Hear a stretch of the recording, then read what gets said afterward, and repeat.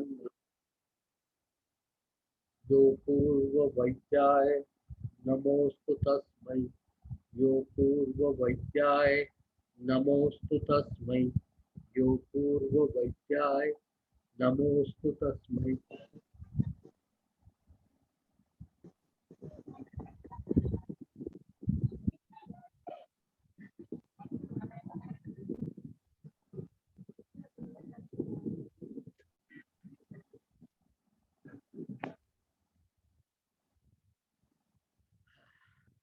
Good evening, friends.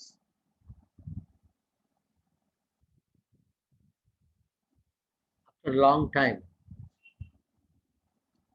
I'm going to be with you all discussing something else other than Nadi Pariksha. Last few years, almost 7 years now, I'm putting all my energies and efforts only in one direction, one point, that is pulse diagnosis. And during this journey, I realized that we, including me, Ayurvedic scholars, definitely lack in understanding of the very basic concept of dosha. For pulse diagnosis, which becomes a very essential part, what are the doshas and what are the concept of three doshas?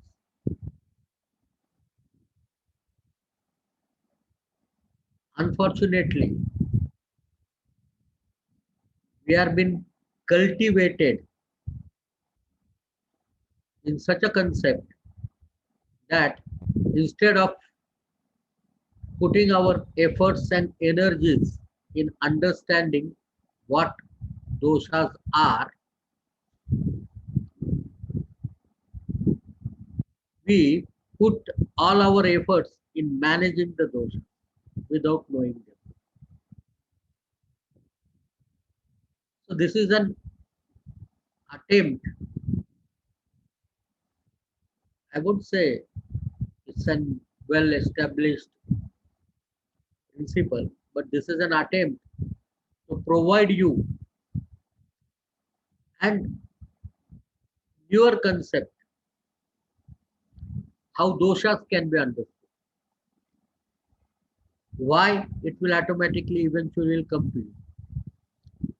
Those who have attended some of my workshops, in certain workshops, I tell them about this very concept of three doshas in a smaller form, where we discuss lot many things as how the doshas are, how to understand the doshas, and in the end, we come out with some kind of understanding about three doshas.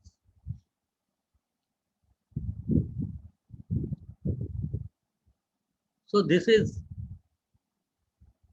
I'm thankful to Mr. Abhishek Gupta, a student from Chaudhary Brahma Prakash Charak Ayurved Sansthan, New Delhi. During some of my pulse diagnosis program recently been conducted on Nirok Street, I spoke about at a very minuscule level that there is a concept of dosha one must understand to understand pulse diagnosis in better sense. So he asked me, where is this? So I never did it as an individual program any time in the past. So it was always invariably in the bits of some of my pulse diagnosis programs. It could be divided in multiple languages. I am not aware of it. So then he asked me, how can we learn? what you think. I said, it's a good idea. So today morning, he requested me to conduct a program. I said, if there are 100 people, I will do that. Because if it is a new concept, I want more people to listen to me. Because more the people, better will be the interaction, and better will be the interaction, better some knowledge I'll also get. Because you know all now that these training programs which I conduct are enriching me as a teacher, as a student of Ayurveda. My pulse diagnosis training program, my music therapy training program has enriched me as a student of Ayurveda to a great extent. And I understand the best way to learn is to teach. And that is why I tell all my students to teach at least 10 students.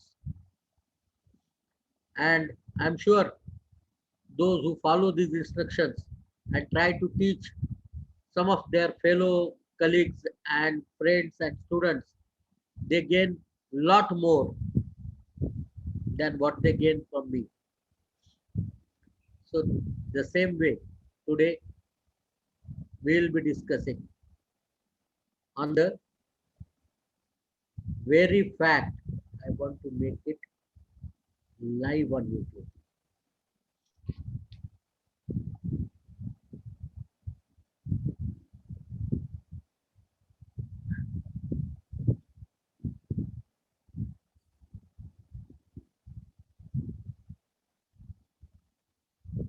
So we will go with a very simple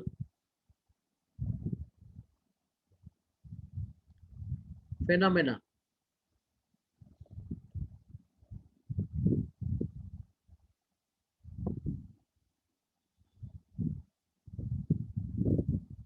Of understanding the doshas.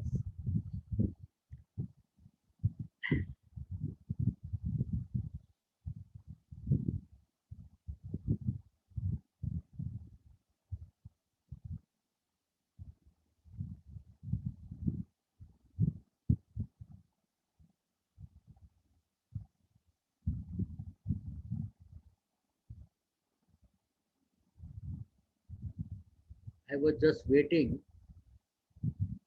to get that 100 mark,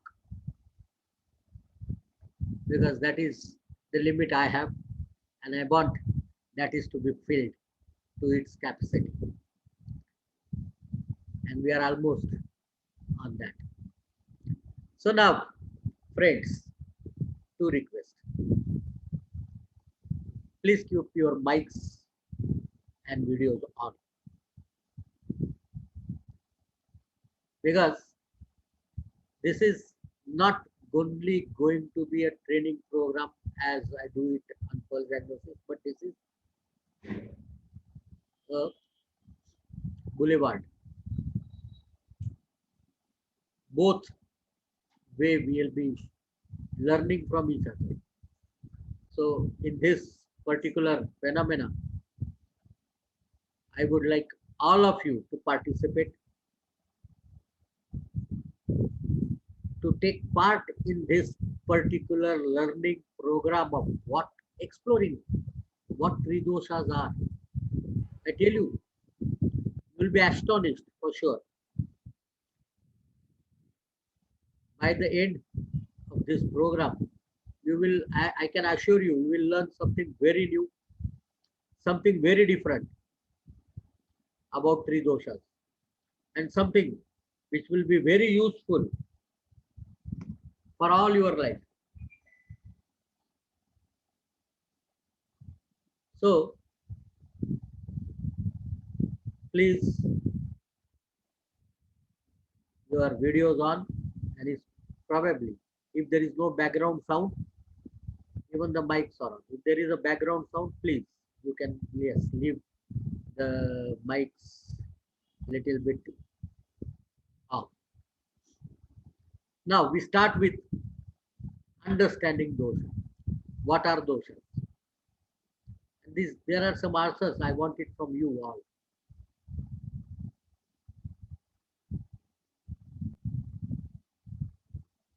So tell me, what are doshas?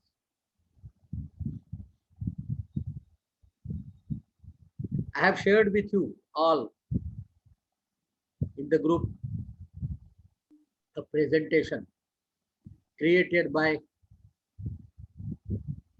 someone like you, Dr. Namrata Garg, which is a full compilation of shlokas.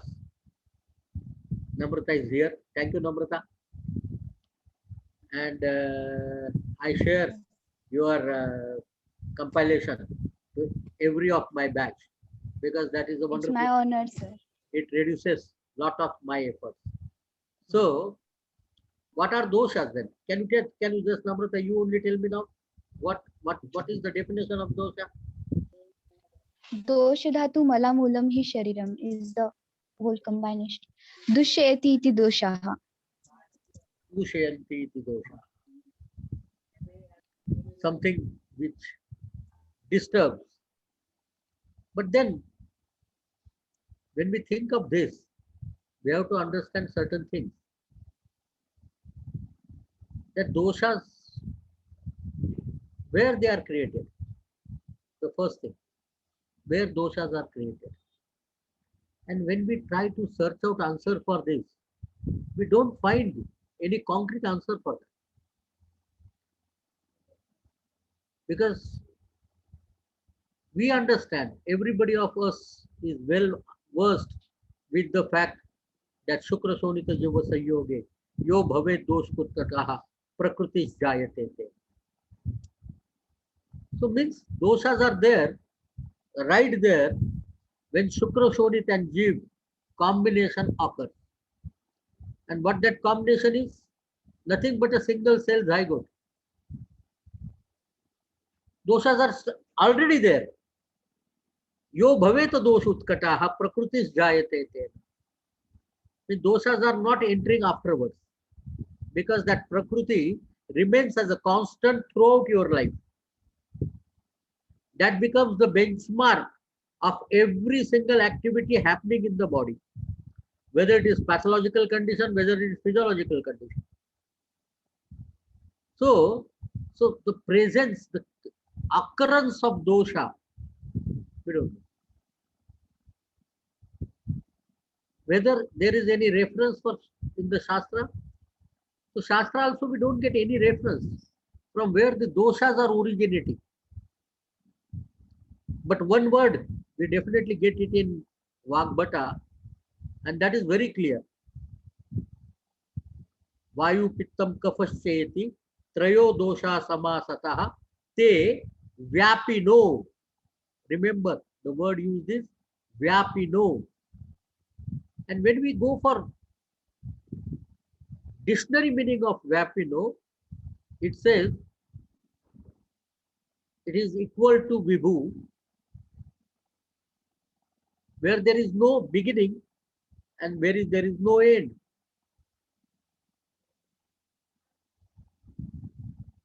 Vibhu is when there is no beginning and when there is no end. So it is omnipresent. Number one. Number two. These doshas are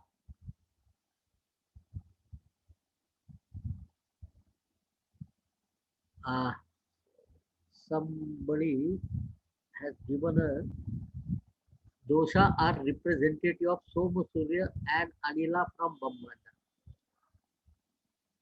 I think we are been mistranslating this. Visargadan vikshepaihi. These are the three functions which are seen in Srushti by Soma, Surya's Katha Anila. And then in the similar fashion, Dharayanti Jagat Deham, as Soma, Surya and Anila are the managers of the world, the Brahmanda or the Srishti, likewise, they are not coming from Soma Surya. It is not Somaja, Suryaja, Anilaja, like Visarga, Adana, Vikshepai. These are the three specific karmas attributed to Soma, Surya, Tatha, Anila. In the body, they are attributed to Kapha, Pitta, Anila, Tatha. So it is the understanding of the activities. It is the understanding of the activities where we make sure, we make sure that there is something which are responsible for these activities. Very agreeable. Means there is no doubt in that. Doshas are there. They are active for sure. And then we get one more information. And that information is these doshas are nourished during the process of digestion. Very. And then the last question, what happens when somebody dies? Atma, Mana, and Sukshmendriya become Sukshma Sharir. Pancha Bhautik Sharir remains. What happens to the dosha? Where they go? We don't know. Understand this. This is a dilemma which is very difficult to analyze. For that, we have to understand Karana Dravyas and Karya Dravyas. Why Karana Dravyas?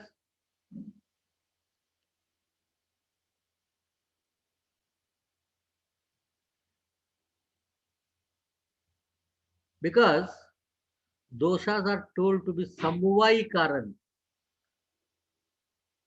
of everything, whether it is physiological condition or whether it is pathological condition. The samvai karan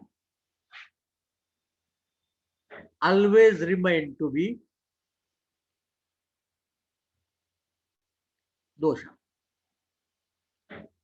There can be a samvai karan, there can be nimitta karana for any disease, for anything, but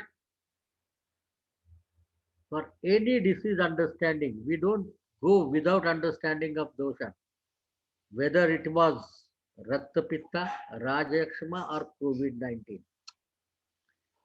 Unless you understand the doshic configuration, your understanding of the disease according to Ayurveda is futile, useless, half cooked.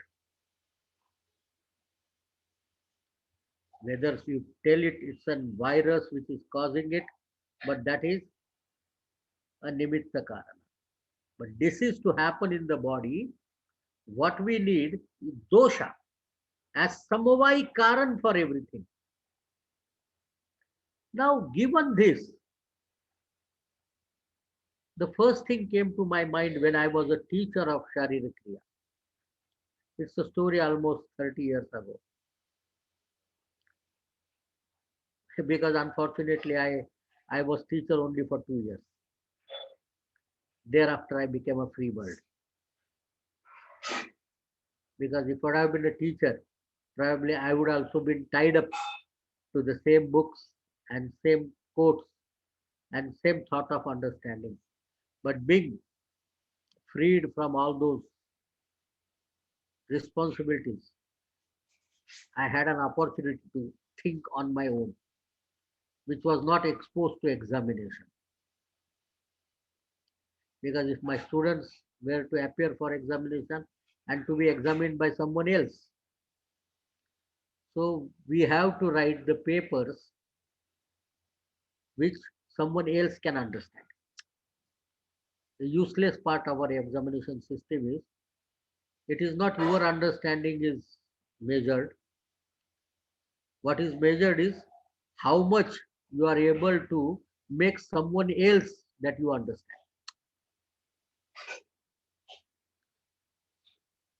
And that end up into mugging up the books. We eat books. And even we, when I use the word we, I am included. I ate more books, more drastically. Not only more books, books more drastically. You can imagine 10 years university topper, full capacity of eating books, nothing else. But then, as a practitioner, I come across lot many things. So this is the first idea which came to my mind, which I wanted to share with you. And then there are so many other ideas too, which are very recent also. So the first idea was that doshas have something to do with our digestive system, or at least with the metabolism and the food. So let us do an experiment. I need volunteers too.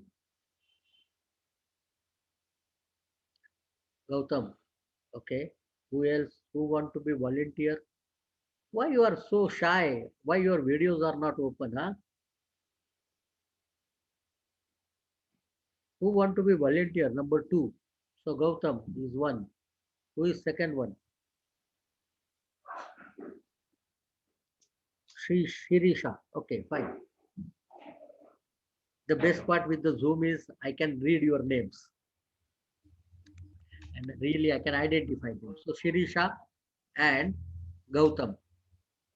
And this exercise is compulsory for everybody who is participating. These two, I can ask them directly the questions. So rest of them, the same question applies to you all. So take a piece of paper, pen, and keep your calculator beside you. Write down your birth date of birth on the top.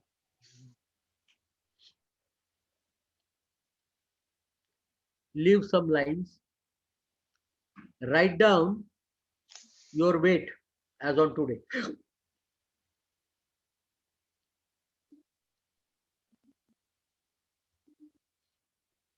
So in between those lines, you do one good thing. Calculate your age in days.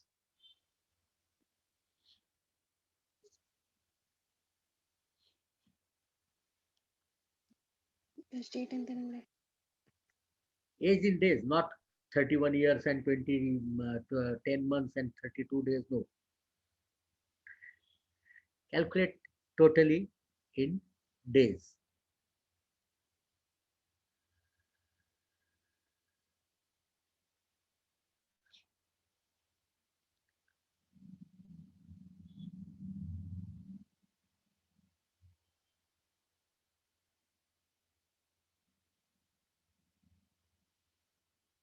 So third thing you have to do is you have to write down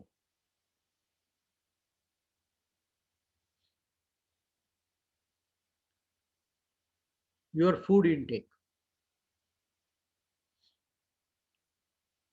in 24 hours.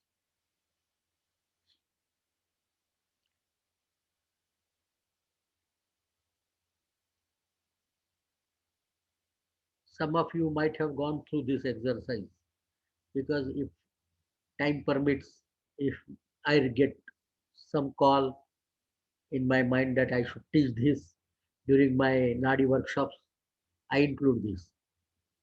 Sometimes. It is not compulsory part of because my Nadi workshops are all extempo workshops like this today. But today I'm a little bit more prepared.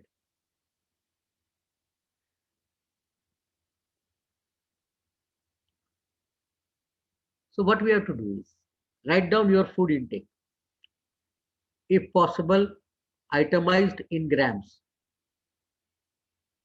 Itemized in grams.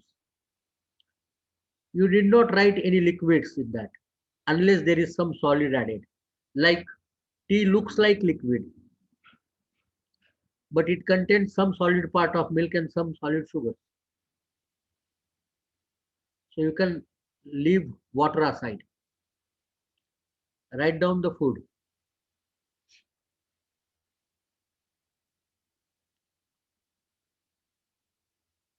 If you make a total of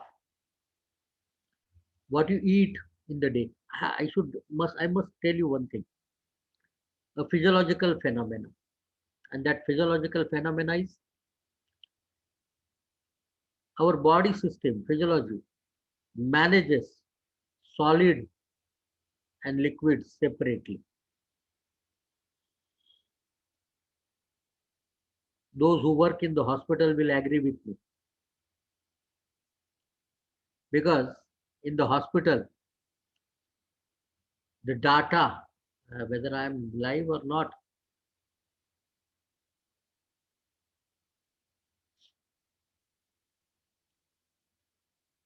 can you hear me? Yes, sir. Then it's okay. So when you are in the hospital and you check out what charts you keep, you always keep, besides your temperature and other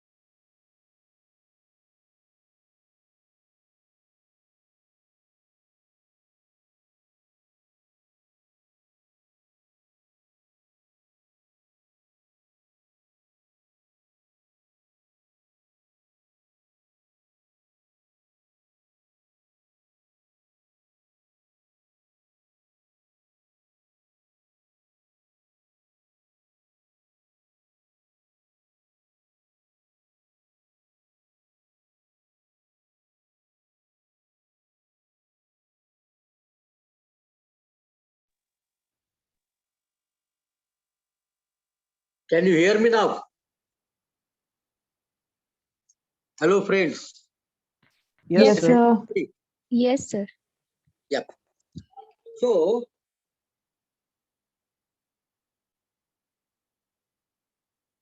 it is a common phenomena that in hospitals, what we keep is an IO chart, input-output chart. And there we include liquids. How much water one should drink was my last question. How much water one should drink, Gautam? Can you hear me now? Yeah, yeah. Sir. Yes, yes. Hello, Sir, friends. Yes, sir. Yes.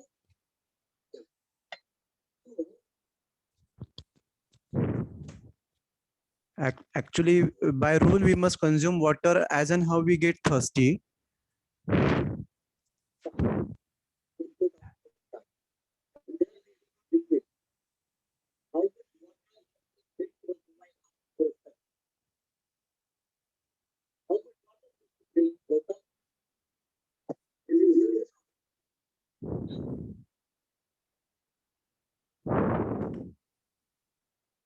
So, how much you are thirsty? That's your answer. But if you want to make it rationally known, what should be the right amount? Close to 2.5 to 3 liters a day. 2.5 to 3 liters a day. Sir, Is it the right answer? 250 ml plus the output. Yes. 250 ml plus or minus the output should be the right answer.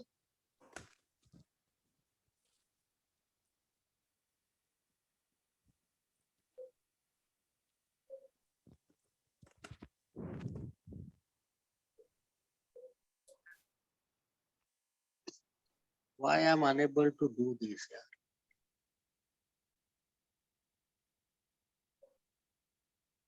So,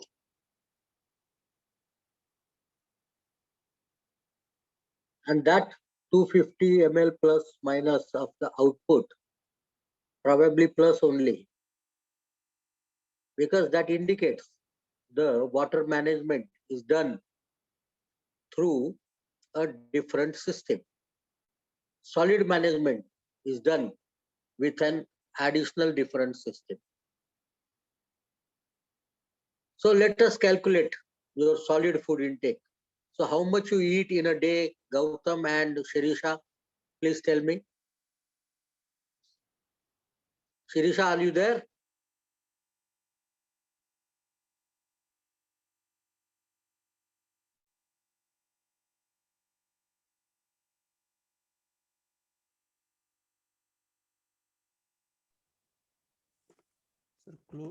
Sir, Please tell me. close to 200 grams a day of solid 200 grams in a day. food. Can you just tell me the what you take for the breakfast? Breakfast, I did not calculate. Generally, I take meal only, sir, like chapati, bhaji, and varan bhat. In the 2 times a day, 2 meals a day? 2 meals a day, yes. Okay. And what is that first meal is? Most probably 1 or 1.5 bhakri or chapati, 1 bowl of vegetable, Okay. half a bowl of varan, Okay. and 1 portion of rice. Okay. Maybe So, sometimes. so the chapati is almost equivalent to 10 25 grams. to 30 grams. A bowl of vegetable will be around 55 to 60 grams. A bowl of dal and rice equal to another 55 to 60 grams. That together will be much more than 100 grams. Right, sir.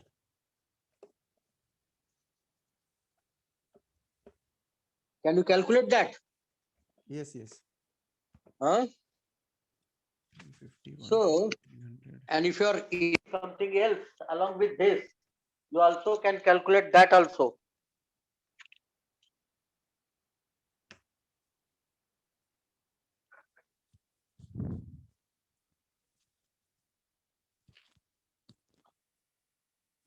Our normal diet, a routine vegetarian diet of a young person goes to around 300 grams to 350 grams a meal.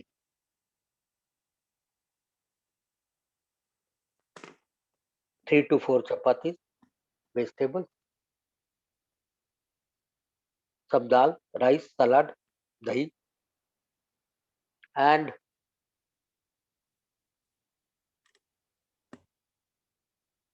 these all together makes it. So, what is your calculation? Close to 200 grams. 200 grams a meal. A meal. So, two meal, 400 grams. 400 grams. Do you eat something else in the other timing, some fruit? Yes. So, have you calculated that? Yes, sir. So that is close to 80 grams. So, this 80 grams is included in 200 grams, right? Other than that. Other than that's 480 grams. Right, sir. Okay. Yes. And what about Shirisha? Is Shirisha is around? Or anybody else who have calculated this?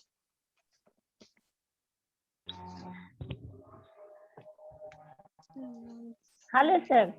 Yeah, Sir. please. I have calculated 550 grams, sir, including fruits and all. Okay. So he is 480 grams and you are under 550 grams. And what's your weight, Gautam? Yes, sir.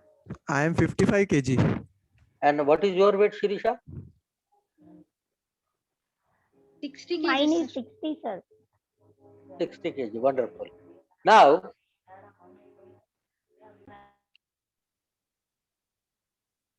how much feces you pass every day? Probably in the terms of gram.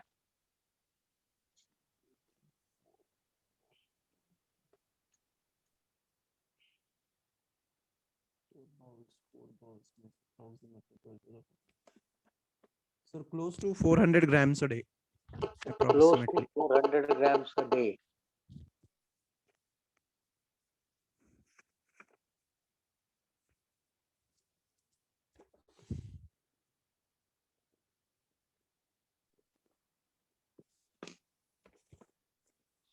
So, and how much about you, Shirisha? Sir, How much you pass the feces every day? 3 to 400 grams. So 3 to 400 grams. So you have to tell me two things now. You remove that 400 to 3 to 400 grams, 400 grams from the food you take. So what is Okay. remaining? Okay. 80 grams. Mine. 200 grams is 4, 5, 6, 300. 300 grams. Okay. Now, when we are talking about this 300 grams and 80 grams, so what is your age in days, Gautam? 12,045 days. So let us make it 12,000 for the sake of calculation, or even Yes. 11,000. Yes. And Shirisha, what's your age in days? Sir, I didn't calculate in days, sir. Why? I 35 asked you years, to- 3 months, 23 days. No, I want it in days. Okay, okay, sir. 1 minute. Entire calculation is in a day, no? Okay, sir.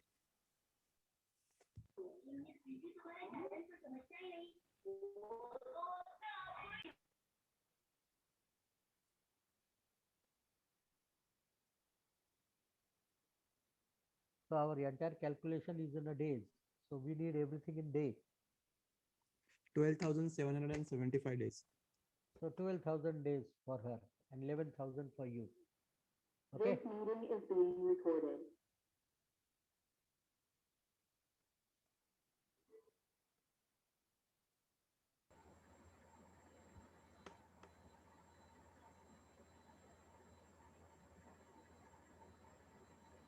So The 12,910 days, sir. for 11,000 for both of you, let us calculate in that way. Okay. Okay. So 80 into 11,000, how much it is? And for you, but if your food intake, Gautam, is 480 grams, it is very difficult to have 400 grams of stools. But anyway, if you are saying so, we agree on that. Sir, 88,000. 88. Sorry, Huh? 11,000 into 80. 8,80,000, sir. And how much comes to you? 300 into 11,000?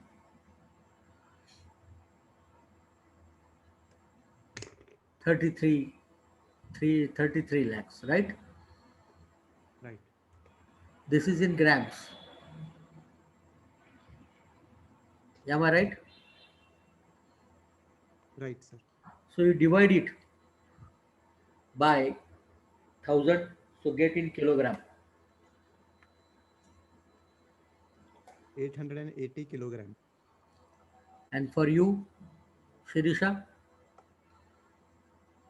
3,300 kilograms. Huh? So now you have to tell me, out of this 880 kilogram which you have consumed and not taken out of your body, you are 52 and she is 60. Where it has gone?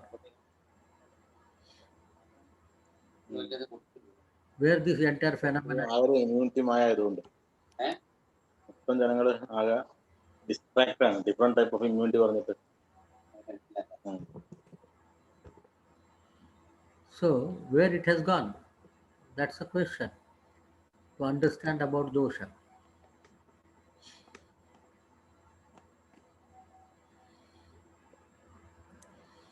Jinesh, where Yes, do you think this Shirisha has lost 2,900 to 3,240 kilos? Sir, And Gautam has lost around 830 kilos. that maybe got converted into energy. Yeah. And used up. Is it? What do you think, Gautam? I think yeah,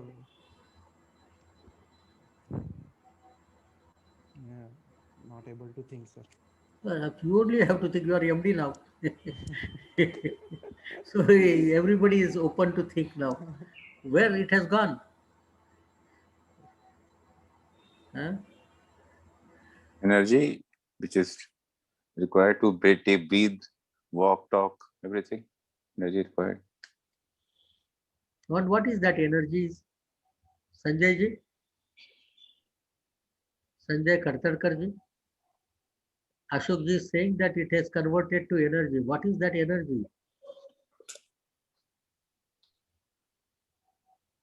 You have to unmute.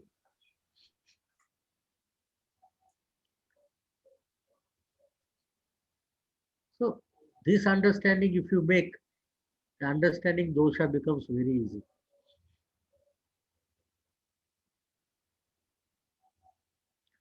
Mass get converted into energy. E is equal. You are talking about energy is equal to mass into calories. Good equation. So, but what is that? Where it has gone? What energy? Sir धातु उत्पत्ति के लिए. धातु बनेंगे. So धातु कौन से बनते हैं? सप्त धातु जो बॉडी के अंदर होते हैं. सप्त धातु होते हैं वो बॉडी के अंदर. बहुत सही. कौन से सप्त धातु है? सर रस रक्त मांस मेद अस्थि मज्जा शुक्र. रस रक्त मांस में अस्थि मज्जा और शुक्र. बहुत सही. तो ये वजन जो बॉडी का बनता है वो किससे बनेगा?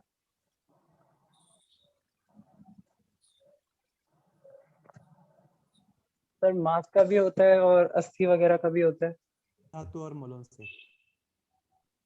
मांस का भी होता है, अस्थि का भी होता है, रस रक्त का वजन नहीं होता है। जो भी शुक्र आपके शरीर में बचा कुचा होगा उसका भी तो वजन होगा, और ओज का भी होगा, क्योंकि इन सबका एक परिमाण दिया हुआ है, इन सबके मेजरमेंट्स दिए हैं। और हमारे शरीर में धातु का क्या होता है, धातु का नाश होता है क्या, धातु इस्तेमाल होते हैं क्या, ऊर्जा तो आपने बताई। ये ऊर्जा जो हम कहते हैं वो हमारा आधुनिक जो फिजियोलॉजी है उसके अनुसार होती है।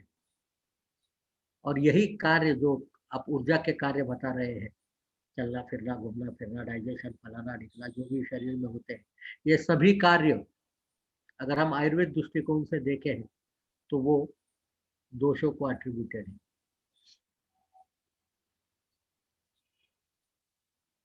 जितने भी कार्य आप ऊर्जा को समाहित करते हैं बॉडी में, या जितने भी कार्य जो भी शरीर में कार्य होता है उसका समवाय कारण कोई है अगर तो ऊर्जा है। और ये ऊर्जा ही हमारे शरीर में रहती है, और ये ऊर्जा है जो अन्न से पोषित होती है।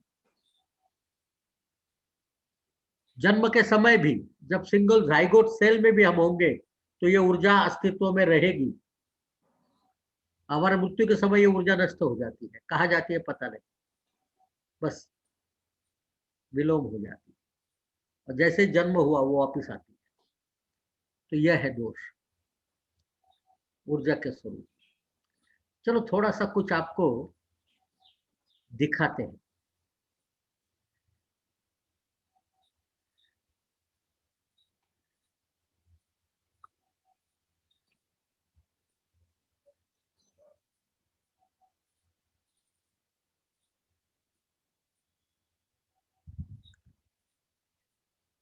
मैं आपको कुछ दिखाना चाहता हूं।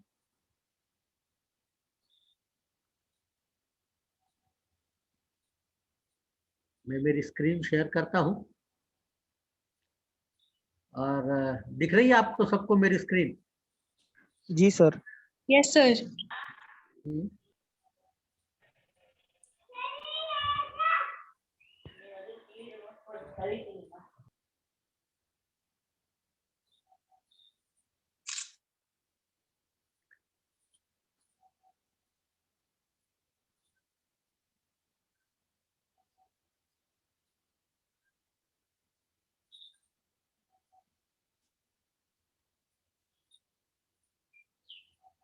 एक सेकेंड, मैं कुछ और दिखा दिया आपको।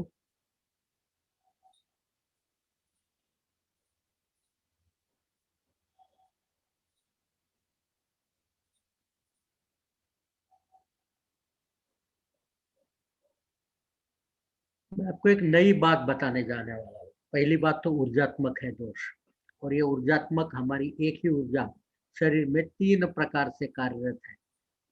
एक है गत्यात्मक ऊर्जा जो ज्ञान ग्रहण को कार्य करती है। दूसरी है तापात्मक ऊर्जा जो उष्णता पैदा करती है, परिवर्तन का काम करती है। और एक है बंधात्मक ऊर्जा जो हमारे शरीर में कुछ चीजें एक्यूमुलेट करती है, लिक्विफाई करती है, उन्हें कंजेशन के रूप में एक साथ में बांधती है।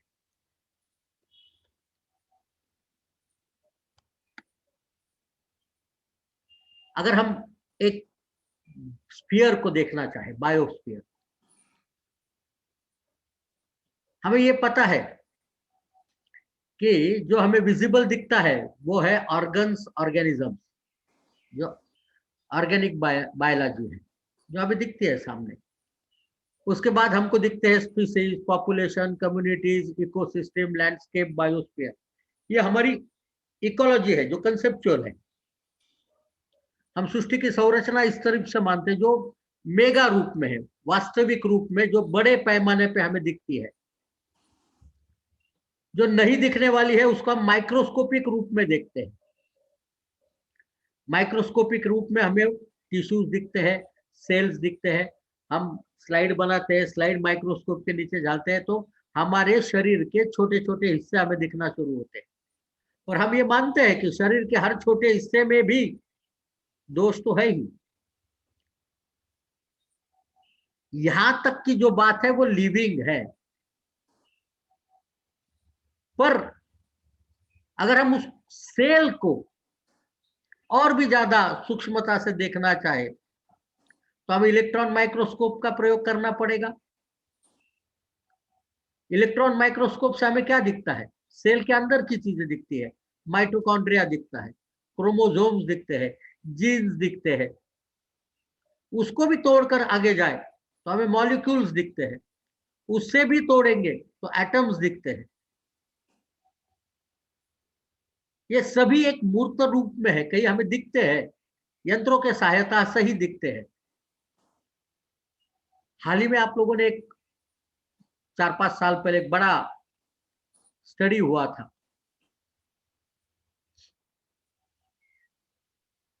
जहां पर बोसॉन या गॉड पार्टिकल्स की निर्मित पाई गई, कोलिजन स्टडीज जिसके रूप में उसको माना गया था।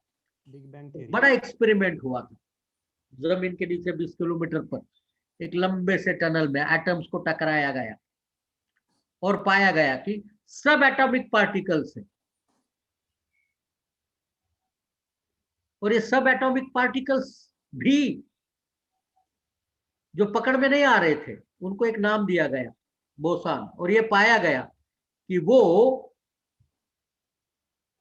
एनर्जी फील्ड से मूव करने वाली।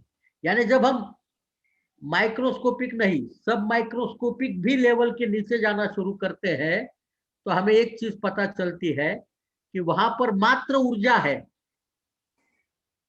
और ये ऊर्जा से ही सब निर्मित है। यानी ऊर्जा, अगर हम ऊर्जा को लेते हैं, सब एटॉमिक पार्टिकल्स को लेते हैं, तो प्रोटॉन, न्यूट्रॉन और इलेक्ट्रॉन ये फॉर्म होते हैं सब एटॉमिक पार्टिकल से, और सब एटॉमिक पार्टिकल से मूविंग ऊर्जा, एनर्जी है सिर्फ, तो उनसे बनने वाली भी चीज है, उसमें भी ऊर्जा मात्रा ही है वो, पर ऊर्जा होने के कारण से हमें वो दिखती है, इकट्ठा आने के कारण से। और अगर उसके ऊपर जावे तो हमें और एक चीज इकट्ठा आने के लिए दिखती है। और इस तरीके से पूरा शरीर अगर हम सब एटॉमिक, सब माइक्रोस्कोपिक लेवल पर देखने की कोशिश करें तो मात्र ऊर्जा का एक जाल स्वरूप है। न सिर्फ शरीर, परंतु ये सृष्टि भी ऊर्जा मात्र का एक जाल स्वरूप है। इसलिए हमारा धर्मशास्त्र हमें बताता है कि सब कुछ उस शक्ति स्वरूप का है, और जब शक्ति मूर्त स्वरूप लेती है तो वो प्रकृति का स्वरूप लेती है। और इसलिए सृष्टि की निर्मित कहते वक्त शास्त्रकारों ने बड़े स्पष्ट शब्दों में कहा, आत्मनः आकाश संभूता।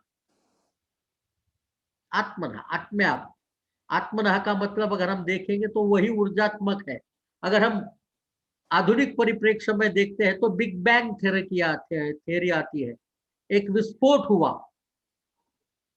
और विस्फोट में निर्मित हुई दुनिया की बात समझो आप। अगर हमारे घर में बॉम्ब फूटता है तो हमारा घर में तहस नहस हो जाता है, नष्ट होता है, निर्मित नहीं होती। विस्फोट से हम आज वस्तुतः क्या देखते हैं, जैसे अभी कल परसों हम देख रहे थे इस्राएल में उन्होंने बम का हमला किया, तो वहां पर जो अस्तित्व में वस्तुएं थी वो तहस नहस हो गई। फिर भी हम ये मानते हैं कि सृष्टि की निर्मित जो है वो विस्फोट में हुई, और विस्फोट में हुई ये सत्य है, क्योंकि वो ऊर्जा का विस्फोट था, जो विस्फोट इस ऊर्जा को एकत्रित करने में काम में आया। तो हमारा पूरा शरीर अगर हम देखें तो इस ऊर्जा का जाल मात्र है, और ये ऊर्जा हमें अलग अलग स्वरूप में दिखाई देती है। बड़ा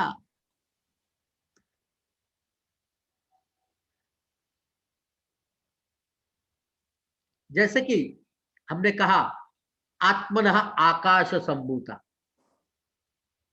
इथरल स्टेट हुई, और आकाश का प्रधान लक्षण क्या है? आकाशस्य अप्रतिघातो, उसके बाद इलेक्ट्रॉनिक स्टेट आई जहां मूवमेंट है, कंटिन्यू मूवमेंट। अगर आप देखेंगे प्रोटॉन, न्यूट्रॉन और इलेक्ट्रॉन एक दूसरे के आसपास कंटिन्यूएशन घूमते रहते हैं, चलत्वम। उसके बाद आई केमिकल स्टेट जहां ऊर्जा निर्माण हुई, उष्णता निर्माण हुई, उष्णत्वम, अग्नि तत्व। उसके बाद आई फ्लूइड स्टेट, द्रवत्वम। उसके बाद आई सॉलिड स्टेट, खरत्वम। और हम मानते हैं खर द्रव चलोष्णत्वम भूजला नील तेजसाम आकाशस्य अप्रतिघातो दुष्टम लिंगम यथाक्रमम। ये लिंग दिखते हैं सिर्फ हमें, ये गुण मात्र दिखते हैं, उनके उनके लक्षण मात्र दिखते हैं सृष्टि की निर्मिति में। और इस सॉलिड स्टेट में आने के बाद मॉलिक्यूल, सब atomic particles, atoms and molecules बने और उससे फिर सृष्टि की निर्मिति। और सृष्टि के फिर आत्मना आकाश संभूता आकाशात वायो वायोराग्ने अग्नेरा आपा अदभ्याम पृथ्वी पार्थिवात ओख दिव्यम ओख दिव्यात अन्नम अन्नात पुरुषाः। और इसलिए हमको कहा जाता है अन्नमयम अयम पुरुषाः।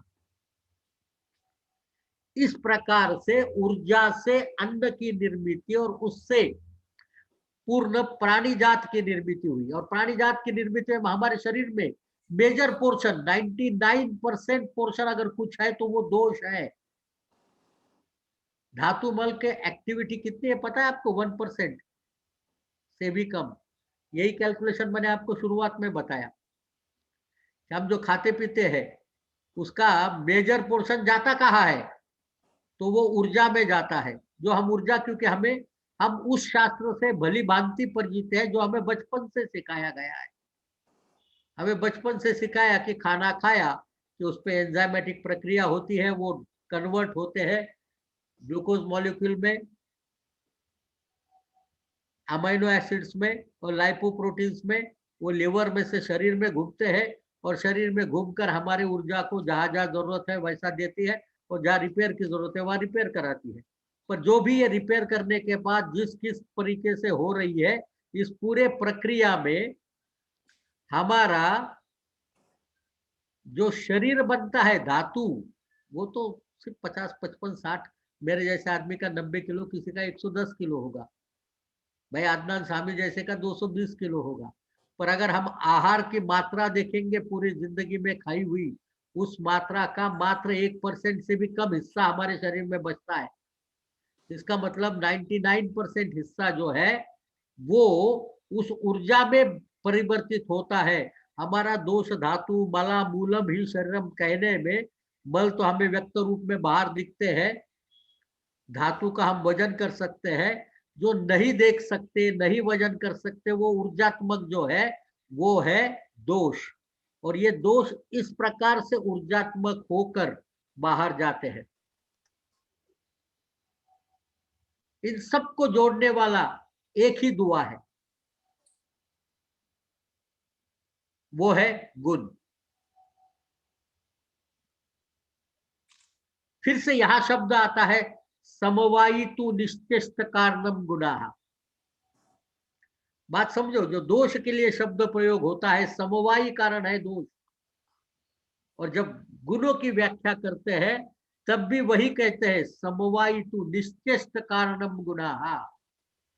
जो समवायी है पर निश्चेष्ट है, खुद की चेष्टा नहीं है उनको, पर वो समवायी रूप में सभी कार्यों का कारक है, वो है गुण। ये जो हम आहार लेते हैं, जो हम दवाइयां लेते हैं, जो शरीर में घटना घटती है प्रकृतिस्थ अवस्था में या विकृति के अवस्था में, जो भी व्याधि निर्माण होता है वो गुणात्मक परिवर्तन से ही मान्य करते हैं। हम भले कहे कि वात का प्रकोप हुआ, पर आप सिर्फ वात प्रकोप कह के आपकी बात नहीं छूटती है, क्योंकि अगर खरगुण से वात प्रकोप हुआ हो और आप उस पर उष्णता के उपचार करोगे तो संभावना है कि आपका वात प्रकोप और बढ़ेगा। आपको एक मैं उदाहरण देना चाहता हूं, बड़ा मस्त उदाहरण है। अभी हाल ही में ये कोविड के सिचुएशन में हुआ। एक बड़े कंपनी का, फार्मा कंपनी का सेल्स मैनेजर, आजकल कोविड का डर सबको लगा है, उसको थोड़ी सी कुछ खांसी वासी हुई और फिर अपने आप बुखार जैसा लगने लगा। टेम्परेचर तो कोई मेजर नहीं हो रहा था। उसका बेटा यहाँ पर SRL लैब में मुंबई में मैनेजर है। बोले पापा कोविड टेस्ट। अब कोविड टेस्ट की नेगेटिव आई, पर महाशय को थोड़ी सी खांसी आ रही थी, गले में खराश लग रही थी, खांसी भी नहीं आ रही थी, गले में खराश लग रही थी। अब हमारा व्हाट्सएप यूनिवर्सिटी बहुत तेज है, नाक में नींबू से फिटकरी के पानी तक सब कुछ बताती है। इन गुरुदेव ने 1 चम्मच फिटकरी ली, 1 गिलास पानी में घोली, पी गए। वो कुछ कम नहीं हुआ तो दूसरी 1 चम्मच ली और घोली और पी गए, और सांस बंद होने लगी। सांस ही लेते आना। इतना कषाय रसात्मक आहार लेने के बाद उसके प्राण वह में रुक्षता पैदा। सांस लेने को जब तकलीफ हो गई तो हॉस्पिटल लेके गए, हॉस्पिटल वाले को कुछ मिला नहीं। सीटी स्कैन किया, कुछ नहीं, सब टेस्ट किए, सब नेगेटिव। अब वो 2-4 घंटे में छटपटाने लगा। उसको एकदम से याद आया, वैद्य जी को पूछते हैं। अपन तो वैसे भी 2 नंबर पे ही आते हैं, 1 नंबर पे तो कोई हमारे पास आता नहीं। जब अभी अटक गया तो फिर वैद्य जी को पूछते हैं। मैंने उसको पूछा क्या किया? तो उसने कहा मुझे कि सर वो मैंने फिटकरी का पानी पिया। मैंने कहा कुछ मत कर, डर मत, तेल ले, घर में होगा तेल, 1 कटोरी तेल ले, उसमें नमक डाल 2 चम्मच, वो पूरे चेस्ट और बैक को अच्छे तरीके से लगा दे उसको, 1 कटोरी तेल को, और सेक दे दे भाप का कुकर से, और 2 चम्मच तेल पी जा। Virgin coconut oil, olive oil जो भी तेरे पास होगा उसको लेके 2 चम्मच थोड़ा सा चुटकी भर नमक डाल के पी जा। 20 मिनट में फोन आया, सब 80% अच्छा लग रहा है। 1 घंटे में ओके। रुक्षता प्रचंड मात्रा में कषाय रस से बनी हुई। हमें उपचार करने हैं लवण रस से जो उष्ण है, स्फटिका शीत है जो उष्ण है, सस्निग्ध है, और तेल जो स्निग्धता से भरा पड़ा है, उसकी तकलीफ कम हो। हम चिकित्सा भी करते हैं, ध्यान में रखना। आप सबकॉन्शियस माइंड में हर एक वैद्य गुणों का ही कैलकुलेशन करता है। ड्रग आपके पास 300 ड्रग तो हमको कॉलेज में पढ़ाते हैं। दुनिया में 50 लाख के ऊपर हर्ब्स है। हमारे आसपास अगर हम ढूंढने की कोशिश करें तो 1000 के आसपास हर्ब मिलते हैं। हमारे क्लिनिक में हम कम से कम 300-400 तो दवाइयां रखते हैं। फिर भी हम इनवेरिएबली यही कोशिश करते हैं कि क्या हुआ होगा उस रुग्ण में। हम आम की स्थिति भी मानेंगे तो भी गुणात्मक बदल से आम को पहचानेंगे। हम दोष वृद्धि भी मानेंगे तो गुणात्मक बदल से करेंगे। हम कहते हैं कि अंशांश विकल्पना करना। अंशांश विकल्पना कैसे करते हैं? फिर से शारीरिक गुणों के द्वारा। और अभी एक और स्टोरी सुनाता हूँ। ये प्रयोग मैंने बहुत साल पहले किया था, जब मैं एमडी का स्टूडेंट था। तब हम तब लक्षण समुच्चय पे काम कर रहे थे। हमारे एक सीनियर थे, उनका पीएचडी था लक्षण समुच्चय, ई सुरेंद्रन करके, रिटायर्ड एज प्रोफेसर काय चिकित्सा फ्रॉम कोटकल आयुर्वेद कॉलेज। हम जब पढ़ते थे तब वो पीएचडी करते थे हमारे डिपार्टमेंट में। तो सभी डिपार्टमेंट में जैसी सुविधा होती है, जूनियर ही लोग होते हैं डाटा जमा करने वाले, तो हम बड़े खुशनसीब थे कि ऐसा डाटा जमा करने मिला। तो हमने पूरे चरक सुश्रुत वाग्मेट में से सिम्टम्स को इकट्ठा किया था, 4963 सिम्टम, एकदम गारंटी। आप भी कर सकते हैं ट्रायल गिनने का। तो ये 4963 सिम्टम को हमने एक प्रोसेस को एक्सपोज किया कि इसमें कौन से गुण कार्यरत है, ये देखो।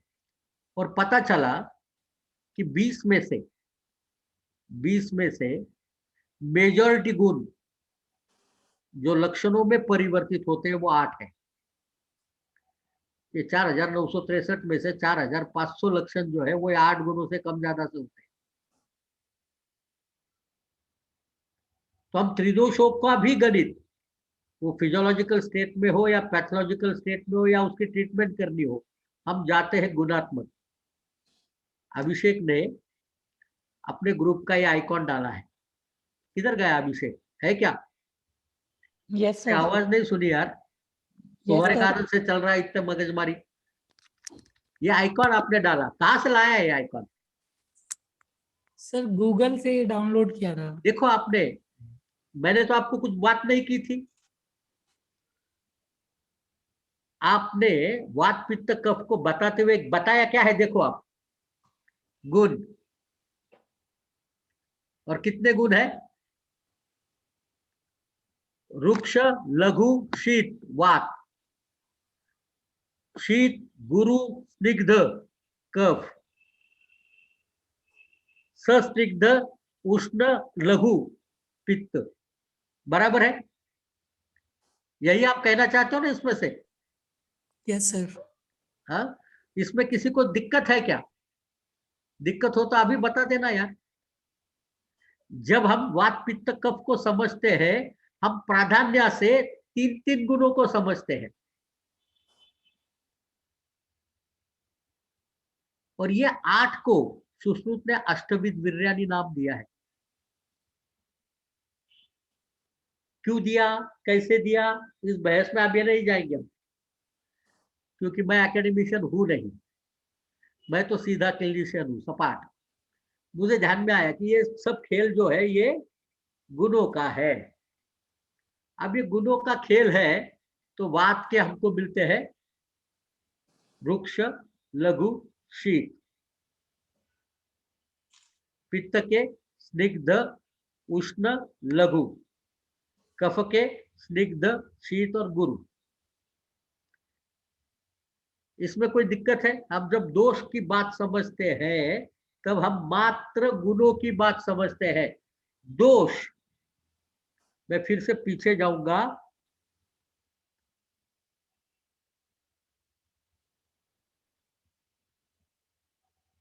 In body, specific gunas in groups are called as त्रिदोषा। इस बात को ध्यान में रखना बहुत जरूरी है कि specific gunas in group are called as tridosha. त्रिदोष को स्वतंत्र अस्तित्व नहीं है। समवायी कारण वो जरूर है, पर वो समवायी तो निश्चेष्ट कारणम गुना के रूप में समवायी कारण है। इन गुणों के सिवा कोई कार्य नहीं होता। इन गुणों के बदले कुछ और चीज नहीं कर सकते। आपको ढूंढना हो कारण भी उनके बढ़ने का, घटने का, विकृत होने का, तो भी ढूंढना पड़ता है मात्र गुणों में। और उसको चिकित्सा करनी है तो चिकित्सा भी करनी पड़ती है मात्र गुणों से। तो हमें अगर त्रिदोषों को समझना है तो ये नई कंसेप्ट, जो नई बोले तो ये नई मेरी थोड़ी है, ये तो शास्त्रकारों ने देख रखी है। हम इस तरीके से नहीं सीखे हैं। आप में से जो भाग्यवान इस तरीके से सीखे होंगे तो मुझे उनपे बड़ा क्या कहते हैं उसको, ईर्ष्या होती है। हाँ, क्योंकि मैं भारत के सबसे पुराने बीएमएस कॉलेज से और सबसे पुराने पीजी कॉलेज से सीखा हूं। वैद्य पंचानन गंगाधर शास्त्री गुणे आयुर्वेद महाविद्यालय, अहमदनगर से मैं ग्रेजुएट हूँ। और IPGTN RA जामनगर से पोस्ट ग्रेजुएट। मेरे PhD की स्टोरियां मत पूछो, वो खेल है पूरा। परंतु ये दो मेरे बेसिक क्वालिफिकेशन है जो अच्छे इंस्टीट्यूशन से हुए, उस इंस्टीट्यूशन से हुए जिसके संस्थापक ने औषधि गुणधर्म शास्त्र लिखा। जब हम ये कंसेप्ट मेरे दिमाग में आई तब मैंने वो औषधि गुणधर्म शास्त्र को फिर से लेके पढ़ा, इस लाइट में पढ़ा। और मेरे ध्यान में आया कि वो जब चिकित्सा बताते हैं फिर से गुणों की चिकित्सा बताते हैं। आप अगर किसी भी ड्रग को चुन के देखो, आपका वीर्य प्रभाव जो भी कुछ है, आपको दवाई की उपयोगिता लेने में उसके गुण ही कार्यरत करने पड़ेंगे। आपको वजन बढ़ाना है तो गुरु गुण का ही प्रयोग करना पड़ेगा, कोई चॉइस नहीं। रुक्षता कम करनी है तो स्निग्ध गुण का ही प्रयोग करना पड़ेगा। चर्बी घटानी है तो रुक्षता का ही प्रयोग करना पड़ेगा। आप स्निग्धता का प्रयोग कर कर चर्बी घटा सकते हो, ऐसा हमें तिल तेल के उपयोग में दिखता है, तिल तेल दाढ़्य करते हैं, तो वो क्या करता है, जो बहुआबद्ध मेद है उसको बद्ध करता है, स्निग्धता कम नहीं करता। इसलिए तिल तेल से वजन अगर घटना है तो एक लिमिट तक ही घटेगा, उसके बाद नहीं घटेगा। वो दाढ़्य करेगा, साइज घटाएगा, वजन नहीं घटाएगा, तो आपको रुक्षता करनी पड़ेगी उसको। यही नियम है। और उपक्रम भी द्विविध उपक्रम नहीं है, और शास्त्र भी यही कहता है हमें, वर्धने एक दोष से क्षपणे उचित सेवा। हम चिकित्सा भी क्या करते हैं, सामान्य और विशेष, पूरा खेल इस सामान्य विशेष पर है। वृद्धि समान ही सर्वेशा विपरीत ही विपर्या। और हमने इसमें उपयोग किसका करना है, फिर से गुण का। हमको इसमें उपयोग किसका करना है, गुण का। तो in body the specific gunas in groups are called as tridosha. आगे चलते हैं। समझो कि किसी की प्रकृति कफ प्रधान, भाई शेयर कर दूंगा मैं,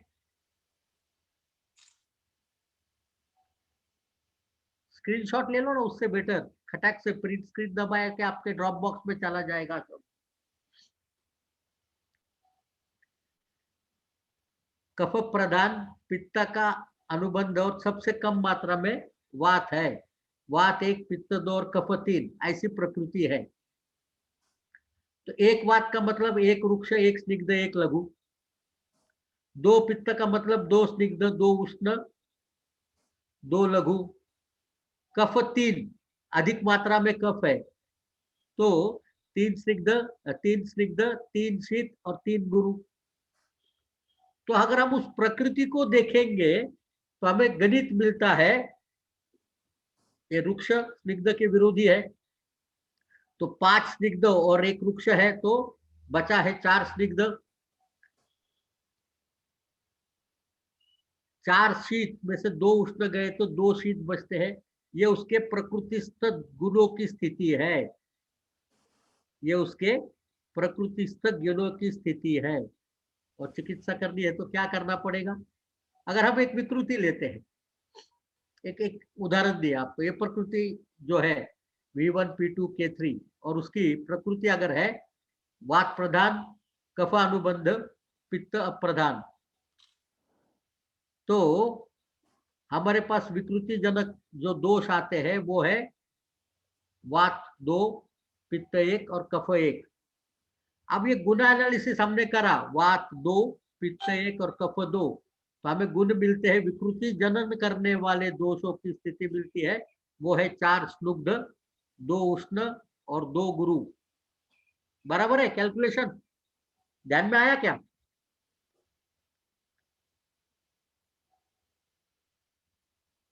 सर एक बार और बताइए ना, एक फर्स्ट स्लाइड से देखो, माफ करके। नहीं, बहुत सिंपल है। मैंने आपको पहले ये बताया, ये V1 P2 K3 का कैलकुलेशन कैसा होता है, ये तो ध्यान में आया। एक बार और बताइए ना सर, 1 सेकंड के लिए। वात अगर होता है तो वो रुक्ष लघु शीत होता है। ये देखो, ये हमारे नॉर्मल है, रुक्ष लघु शीत वात। ध्यान में आ रहा है क्या आपके। Yes sir, yes. हाँ, ये देखो, ये रुक्ष है, ये लघु है, ये शीत है। कफ होता है शीत, गुरु और स्निग्ध। पित्त होता है स्निग्ध, उष्ण और लघु। ये क्लियर है। Yes sir. तो हम इसको एक टेबल फॉर्म में लेते हैं। वात है तो रुक्ष है, लघु है, शीत है, बराबर। पित्त है, स्निग्ध है, उष्ण है, लघु है। कफ है, स्निग्ध है, शीत है और गुरु है। ये इनके सिंगुलर गुण है, ये गुण बाकी किसी में नहीं है। वात की रुक्षता पित्त और कफ में नहीं है, पित्त की उष्णता वात और कफ में नहीं है, और कफ की गुरुता पित्त और वात में नहीं है। आप सबको पता है, मैंने नाड़ी परीक्षा की इसी तरीके से मैथमेटिकल बनाया है।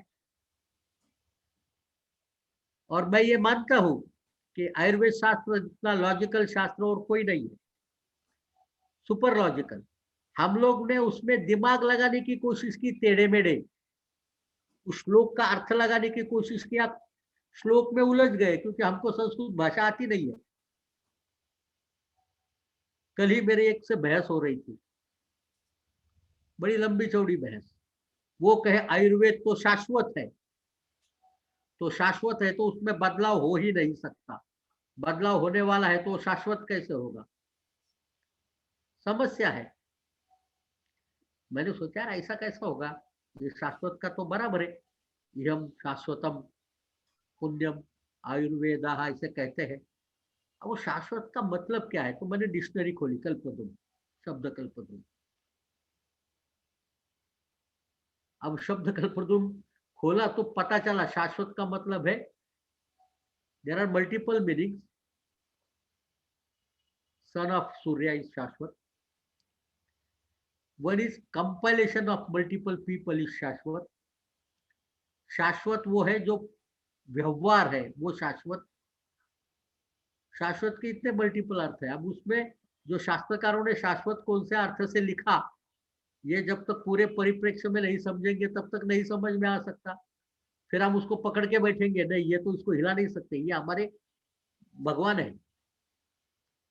जब चरक खुद कहता है कि अग्निवेश ने किया हुआ तंत्र था, अग्निवेश कहता है ये तो मेरे को आत्रेय जी जो बता रहे थे हमने सबने सुना और हमने अपनी नोट्स निकाली, मैंने सबसे पहले बनाई करके उनके हाथ में दी, तो बाकी लोगों ने भी नोट्स बनाई, वो सबकी नोट्स एक जैसी नहीं रही होगी, तभी तो एक को ज्यादा मार्क दिए ये ठीक है करके, और वो मिल नहीं रही, इसलिए चरक को प्रति संस्करण करना पड़ा। बाद में 200-400 साल में वो भी गुम हो गई, तो दृढ़बल को संपूर्ण करना पड़ा, उसका कुछ पार्ट लॉस्ट हो गया। और उसके बाद हम ये बात जब तक मानते हैं तो हम ये पता चलता है कि हमको 1000-1500 साल में उसमें 3-4 बार परिवर्तन हुआ। उसके बाद आज जो हमारे पास ग्रंथ के रूप में जो मिलता है वो यादव जी, त्रिक्रम जी, आचार्य और कुछ बड़े बड़े ज्योतिष पंडितों ने अलग अलग जगह के हस्तलिखित जमा कर कर उनका सबका कंपाइलेशन कर कर सबसे जो कॉमन था उनको जो ठीक लगा उसको इकट्ठा करके दिया। क्या ये मटेरियल वही था या परिवर्तित था, अपने को पता नहीं है। तो शास्त्र अपरिवर्तनीय है, इससे मैं बहुत घोर विरोधी हूँ। हमें दिन काल ऋतु के अनुसार बदलना पड़ेगा, शास्त्र भी बदलेगा। हमारा हेतु लिंग और औषध ज्ञान ये शाश्वत है, ये सिद्धांत शाश्वत है। हेतु लिंगम औषध ज्ञानम स्वस्थातुर परायणम बराबर है, परंतु कालानुरूप हमारे हेतु बदल गए, लक्षण बदले तो चिकित्सा भी बदलेगी। ये सामयिक अगर हम नहीं होंगे तो हम मर जाएंगे, शास्त्र नहीं रहेगा। शास्त्र नहीं रहेगा तो इसका मतलब है हम लोग नहीं रहेंगे। हमको परिवर्तनीय होना बहुत जरूरी है, और इसलिए हमको ये समझना जरूरी है कि वो क्या कहना चाहते हैं। हर एक जन अपना अपना दिमाग लगाता है, मैंने अपना दिमाग लगाया है, आप में से काफी लोग इससे सहमत नहीं होंगे, क्योंकि ये नई कंसेप्ट है। जब भी कोई नई कंसेप्ट दी जाती है, जब मैंने नाड़ी परीक्षा सिखाना शुरू किया था 30 साल पहले, बहुत गालियां खाई थी मैंने लोगों को, ऐसे कोई नाड़ी परीक्षा सिखाते आती है क्या? ये मैंने इतनी बार सुना है, तुम बोगस बंडल आदमी हो, ये भी सुना। जब मैंने 2 साल पहले ऑनलाइन पढ़ाना शुरू किया था, लॉकडाउन के पहले, तब मुझे यही बताया गया, नाड़ी परीक्षा ऑनलाइन कोई सिखा सकता है क्या? नाड़ी तो देखकर सिखाते, आप जब तक देखकर सिखाते थे तब तक मैं ठीक था। पहले तो मैं सिखाता था तब खराब था, 20-22 साल पढ़ाना शुरू किया, 25 साल हो गए तो बोले अभी ठीक पढ़ाता है। उसके बाद जब मैंने ऑनलाइन का प्रयास किया तो कहते हैं कि ऑनलाइन कैसे पढ़ा सकते हैं। आज मैं गारंटी से कहता हूं कि ऑनलाइन नाड़ी परीक्षा पढ़ाना ज्यादा बेटर है। और जिन लोगों ने मेरे साथ सीखी होगी उनको ये बात बखूबी पता होगी कि ऑनलाइन नाड़ी परीक्षा सीखना ज्यादा बेहतरीन है। अशोक जी है मेरे पास, उन्होंने ऑफलाइन भी सीखी और ऑनलाइन भी सीखी। ऑफलाइन कहीं तो भी कोने में बैठे थे जहां पर वो मुझसे ना देख पा रहे थे, ना मेरे आंख में आंख मिला रहे थे, ना मुझे कुछ पूछ रख सकते थे। मैं कहीं कोने में देख रहा था, अंधेरे में खड़े रहकर उंगलियां रख रहा था। यहाँ पर उनके आंखों के सामने मेरी उंगलियां, मेरा हाथ और उसमें होने वाली मूवमेंट दिखती है। तो समय को हमको समझना पड़ेगा और समय के अनुसार बदलना पड़ेगा। जब हम चश्मा पहनकर काम कर सकते हैं, जब हम मोबाइल पे बात कर सकते हैं, जब इस तरीके से लैपटॉप इस्तेमाल कर सकते हैं, तो हमें चिकित्सकीय रूप में अलग अलग स्वरूपों को देखना पड़ेगा। जैसे, और इसलिए ये सिद्धांततः पता होना तो समझना बहुत आसान है। फिर आपके पास ग्राउंड ग्लास वाला सीटी चेस्ट आवे तो उसको भी आप आइडेंटिफाई कर सकते हो। अरे यहाँ की लघुता कभी हुई है, गुरुता अधिक आई है, सीधा गणित है। गुरुता अधिक आई तो क्या होगा, कब बढ़ेगा, क्योंकि गुणात्मक परिवर्तन है। वहां दोष जो है वो कभी भी मूर्त रूप में नहीं है, दोष अमूर्त संकल्पना है, वो सिर्फ कर्मानुमेय है। और ये व्याख्या देखिए, समवायितु निश्चेष्ट कारणम गुणः, दूसरी व्याख्या गुण की आती है कर्मानुमेया गुणः। दोष भी कर्मानुमेय है, दोष भी समवायी कारण है। और दोष स्वयं की कोई चेष्टा करते हैं क्या, तो नहीं करते। दोष व्यक्त होना है तो उनको गुण के माध्यम से होना है। और इसलिए जो भी दोषों के वृद्धि के कारण है वो समान गुणात्मक है, जो भी ह्रास के कारण है वो विरोधी गुणात्मक है। तो अब ये समझ में आने के बाद अगले लाइन पे जाते हैं। ये स्थिति है V1 P2 K3।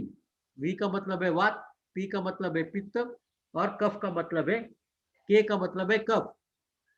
मेरे साथ नाड़ी परीक्षा करने वाले को 1 2 3 का मतलब मालूम है, उसकी इंटेंसिटी, स्ट्रेंथ। तो V1 में वात के गुण वीक होंगे, रुक्ष, लघु, शीत, एक एक है। P2 में 2 2 है, 2 स्निग्ध, 2 उष्ण, 2 लघु। K3 में 3 स्निग्ध, 3 शीत, 3 गुरु। अब इसका हम कैलकुलेट करेंगे तो लघु के विरुद्ध गुरु है, शीत के विरुद्ध उष्ण है, वृक्ष के विरुद्ध स्निग्ध है। तो टोटल मारो तो आपके पास टोटल बचती है कितनी, 4 स्निग्ध, 2 शीत। यहां तक कोई दिक्कत है? आपने कहा रिपीट बताओ तो मैं रिपीट बता रहा हूं। यहाँ तक कोई दिक्कत है? ये सर है सर, ये ठीक है? ठीक है सर, ठीक है। अब ये स्थिति हमने देखी V1 P2 K3, और दूसरी स्थिति ये विकृति की स्थिति है, तो प्रकृति की स्थिति है V3 P1 K2। प्रकृति भी तो होती है। तो प्रकृति की स्थिति अगर V3 P1 K2 है और विकृति की स्थिति V1 P2 K3 है, तो हमें विकृति जनक दोष की स्थिति, जिसके कारण से विकृति निर्माण हुई है, विकृतिस्थ अवस्था है हमारी V3 P1 K2, और प्रकृतिस्थ अवस्था है V1 P2 K3। तो हमारे पास विकृति जनकत्व अवस्था जो है वो V2 P1 K3 K1 है। माइनस करो ना उसमें से सीधा, और फिर इसका एनालिसिस करें V2 P1 K1 का, तो हमें मिलता है V2 2 स्निग्ध, 2 उष्ण, 2 गुरु, P1 1 स्निग्ध, 1 उष्ण, 1 लघु, और K1 का है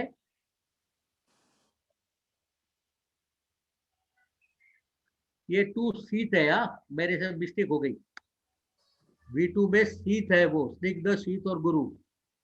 हमने कैलकुलेशन में गलती की।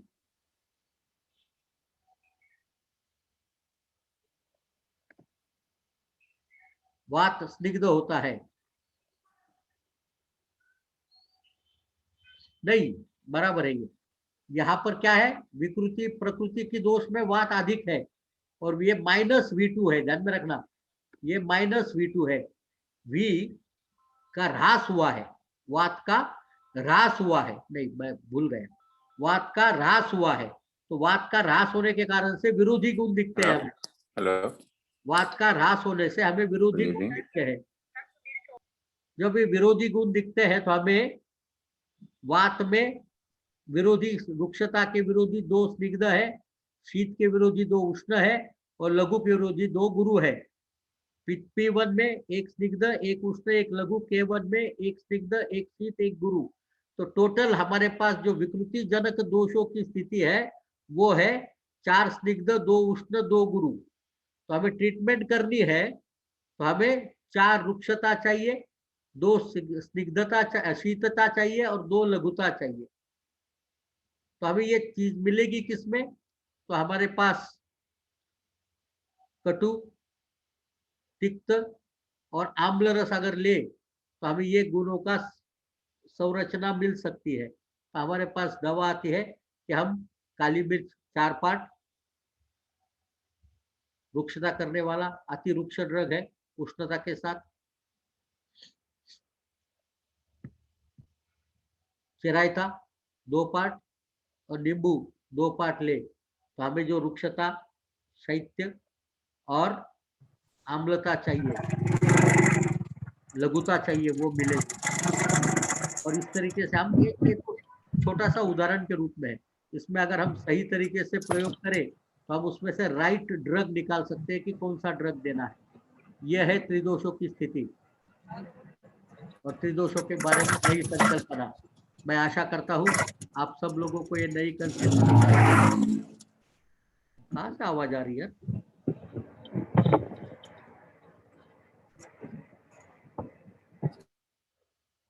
तो ये नई कंसेप्ट आपके साथ शेयर की मैंने, आप सबने सुना मुझे, और मैं सबसे अपेक्षा करूंगा कि वो अपने कमेंट्स जरूर जरूर जरूर लिखें। यूट्यूब चैनल पे जाए, वहाँ पर लाइव चल रहा है, वहाँ पर आपके कमेंट्स में लिखें या मुझे आप व्हाट्सएप पे भेजें। I will be highly obliged. ये कंसेप्ट को मेरे को और ज़्यादा इलाबोरेट रूप में समझना है, और ज़्यादा अच्छे तरीके से समझना है, और मैं आशा करता हूँ कि अच्छे तरीके से जब समझा जाएगा तब हमारी चिकित्सा पद्धति की तरफ एक बड़ा सा बदलाव आएगा। जो आज हम रसकल्पों पर आधारित चिकित्सा करने की कोशिश करते हैं, रसकल्पों से जीने का सहायता करते हैं, तो शायद हम उसे नए रूप में देख पाएंगे। आप में से काफी लोगों के घर में कोई ना कोई पेशेंट होगा। आपके पेशेंट की आप इस गणित का ट्रायल कर सकते हैं। इस ट्रायल के माध्यम से आपके पास जो मिलता है, मेरी सबसे विनती है,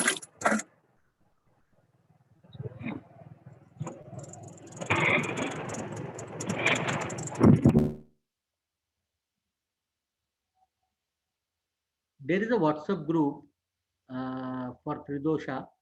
Already that group was totally full, इसलिए मुझे YouTube पे डालना पड़ा। आप विश्वास करो, 15 मिनट हमने, ये अभिषेक ने जब बताया मुझे, तो हमने ग्रुप बनाया।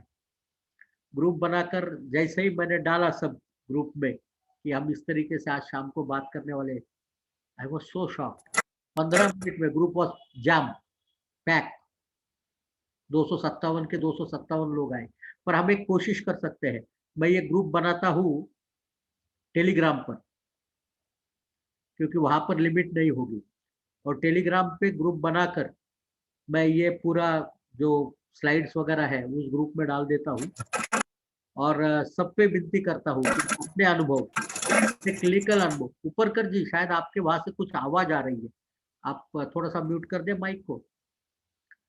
तो ये अगर हम सब शेयर करेंगे तो मेरे ख्याल से आने वाले कुछ दिन में हम एक पूरी नई संकल्पना के साथ एक अच्छे तरीके से दोष को समझने का प्रयास करने में सक्षम होंगे। पर इसके लिए आवश्यकता आप सबके सहयोग की है। मेरे दिमाग में संकल्पना आई, मैंने आपके साथ बात की, आपके दिमाग में, ये सब क्वांटम फिजिक्स है। किसी ने तो भी लिखा है चैट में, I am so proud, he said that is quanta, probably Pawan Madan ji, you said, are you there Pawan ji? जी सर, नमस्कार जी। अरे सर, ये आप क्वांटा की कुछ बात कर रहे थे, क्या नहीं? जी सर, बिकॉज ये क्वांटास जो है, they act like mass energy complex. When we go deep into the subatomic level, then what we find is, we find that the existence is in the form of mass and energy, where we cannot actually catch up that mass with any instrument. So that mass gets converted into energy when it starts functioning, or when we start to study more about this. So the mass and energy keeps on changing into each other. The concept is something like that. So we can equate the functioning of the doshas like that. I was just thinking like that because It is. I also think this way. It's a quantum physics. Yes. Unless and until we study the quantum physics, if we study the quantum physics, we can understand this dosh theory and dosh in the body in a better way. Now, I think it is a time that we need to, like quantum physics, we need to do the quantum biologics. Yes. And yes, Ayurveda physiology is quantum biology. Because the one part which we need to still discuss is because this was a wonderful session which I have attended, and very, very important clues and the points I got to do in practice. But the one point is that our concept says in Ayurveda that the guna, they work just like that. To we, if अगर हमें दोषों को देखना है तो वो गुणों के सारे ही देखेंगे, बट गुण जो है वो कहीं ना कहीं किसी न किसी चीज पर आश्रित है ना. वही कहते हैं ना, द्रव्याश्रयः अगुणवान् संयोग विभागेषु अकारणम् अनपेक्षित गुण लक्षणम. तो वो द्रव्याश्रयी तो है ही. सॉरी सर, आपकी आवाज कट गई थी, मैं सुन नहीं पाया, सॉरी. गुणों की व्याख्या करते हैं तब शास्त्रकार कहते हैं द्रव्याश्रयः अगुणवान् संयोग विभागेषु अकारणम अनपेक्षित गुण लक्षणम. जैसे एक व्याख्या है समवायतु निश्चेष्ट कारणम गुणः, एक व्याख्या है. तो दूसरी व्याख्या यही है, द्रव्याश्रयः अगुणवान् संयोग विभागेषु अकारणम अनपेक्ष इति गुण लक्षणम. तो ये तो द्रव्याश्रित है ही, पर वो द्रव्य कौन से है? जो अमूर्त द्रव्य है. जो दोष है वो अमूर्त द्रव्य है. जैसे हम कारण द्रव्य जो 9 है, खादिन आत्मा द्रव्य मन काल दिशस्त द्रव्य संग्रह, उसमें से आत्मा, काल, दिशा और आकाश, ये 4 अमूर्त है, विभू है. जैसे सर जी, बिल्कुल बिल्कुल. आप वैसे ही दोष भी विभू है. इसके ऊपर और भी मंथन करने की आवश्यकता है, क्योंकि जैसे कि ये तो मेरे आपने कंसेप्ट आई तो मैंने सबके सामने रखी. जैसे आपने कहा कि अभी हम जो गुणों को, हमें गुणों से चिकित्सा करनी है, तो जो हम गुणों को वो ले रहे हैं, वो गुणों को हम उसी, जैसे आपने कहा चिरायता, पिपली और अम्ल रस, हम द्रव्यों से ही ले रहे हैं उन गुणों को. those guna are based on the dravyas which are मूर्त, and we are taking those dravyas into our body to function in our body. So something like that, इसको हमें मैच करके कुछ, जैसे आपने कहा कि अमूर्त और मूर्त द्रव्य, इनके ऊपर वर्क करके फिर हमें एक और अच्छा इसमें और भी इसको मंथन करना चाहिए, मुझे लगता है. जैसे कि इसका मतलब यह है कि जब हम मूर्त द्रव्य शरीर में डालेंगे, उनका अमूर्तत्व हमको गुण के रूप में दिखेगा. यही चीज क्योंकि हमारे अमूर्त दोषों को ठीक करने के लिए उनको अमूर्त रूप में होने वाले गुणों की जरूरत है.